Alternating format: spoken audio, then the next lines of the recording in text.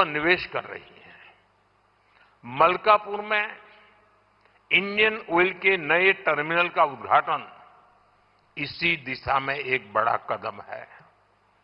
यह टर्मिनल तेलंगाना की बढ़ती एनर्जी नीड्स को पूरा करेगा, सप्लाई चेन को मजबूत करेगा। साथियों, बीते सालों में सोलर पावर के मामले में भारत दुनिया के टॉप देशों में पहुंच चुका है। पेट्रोल में इथेनॉल ब्लेंडिंग को लेकर अभूतपूर्व काम हुआ है।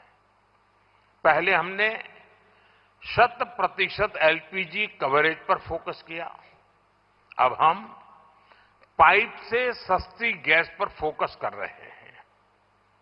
सीएनजी आधारित व्यवस्था को प्रमोट कर रहे हैं।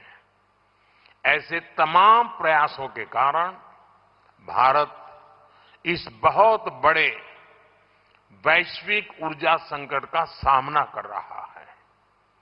लेकिन अब आज समय की ये भी मांग है कि पेट्रोल, डीजल, गैस ऐसी चीजों का बहुत संयम से इस्तेमाल करें। जो एनर्जी प्रोडक्ट हम विदेशों से मंगाते हैं, हमें प्रयास करना है कि जितनी जरूरत है उतना ही उपयोग करें। इससे विदेशी मुद्रा की भी बचत होगी और युद्ध के संकट से होने वाले दुष्प्रभाव को भी कम किया जा सकेगा। साथियों, आज तेलंगाना का युवा नए सपने देख रहा है। यहां का किसान नई उम्मीदों के साथ आगे बढ़ना चाहता है। यहां के उद्योग, यहां के एमएसएमई, यहां के स्टार्टअप सब एक विकसित तेलंगाना के निर्माण में अपनी भूमिका निभाना चाहते हैं। क्योंकि तेलंगाना विकसित होगा तो भारत विकसित होगा। मैं तेलंगाना के हर परिवारजनों को ये भरोसा दिलाता हूं कि आपके सपने पूरे करने के लिए केंद्र सरकार ही इससे भी और तेज गति से काम करती ही रहेगी। अब हमारे रेवंता जी ने कहा था कि हां, हम पॉलिटिकल बात नहीं करेंगे, तो मैं भी नहीं करूंगा।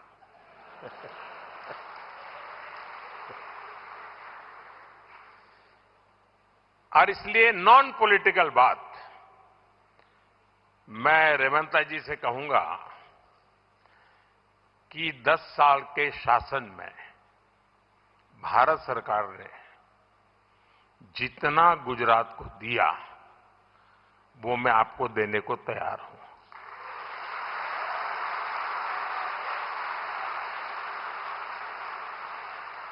लेकिन मेरी जानकारी से मैं आपको बता देता हूं कि जैसे ही मैं ऐसा करूंगा, आपको जो अभी मिल रहा है वो आधा हो जाएगा।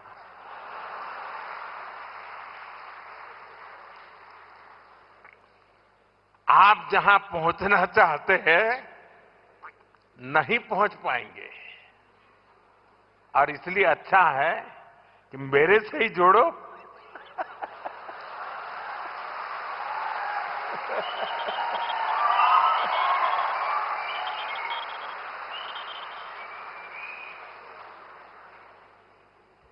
साथियों, हमारा एक पक्का विश्वास है कि डेमोक्रेसी में राज्यों में अलग अलग प्रकार की सरकारें होना कोई बुरी चीज नहीं है। लेकिन देश के विकास के लिए राज्यों का विकास भी उतना ही महत्वपूर्ण है। राज्यों के विकास के बिना देश का विकास संभव ही नहीं है। और इसलिए हमारी सारी योजना के केंद्र बिंदु में राज्यों का विकास हो, तेज गति से विकास हो, उस भाव को लेकर के हम सब मिलकर के चलें और 2047 विकसित भारत का सपना हम अपनी आंखों के सामने सिद्ध होता देखें, यही मेरी सबको शुभकामना है। बहुत बहुत धन्यवाद।